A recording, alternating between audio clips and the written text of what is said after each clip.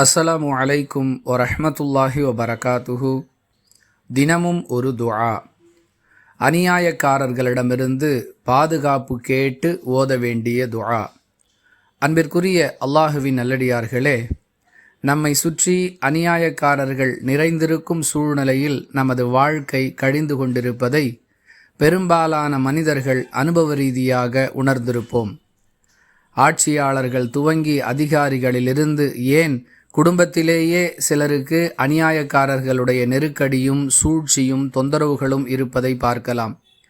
இப்படிப்பட்ட சூழலில் அல்லாஹுவின் உதவி ஒன்றை தவிர வேறு எதுவும் நமக்கு துணையாக இல்லை.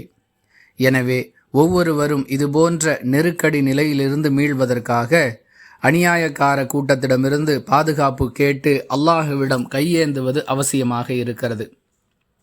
அத்தகைய சூழ்நிலையில் உள்ளவர்கள் அல்லாஹுவிடம் எப்படி பிரார்த்தனை செய்ய வேண்டும் என்பதை திருக்குரானுடைய 28வது அத்தியாயத்தின் 21வது வசனத்தில் அல்லாஹுவே கற்றுக் கொடுக்கிறான்.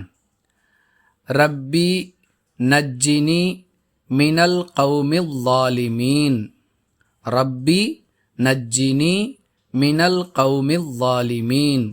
என் இறைவா, என்னை அநியாயக்கார கூட்டத்தாரிடமிருந்து காப்பாற்றுவாயாக. இது அந்த பிரார்த்தனையின் பொருள். ரப்பி நஜ்ஜினி மினல் கௌமில் ஸாலிமீன். வாஹிர் தஅவானா அனில் ஹம்துலில்லாஹி ரப்பில் ஆலமீன். அஸ்ஸலாமு அலைக்கும் வரஹ்மத்துல்லாஹி வபரகாத்துஹு.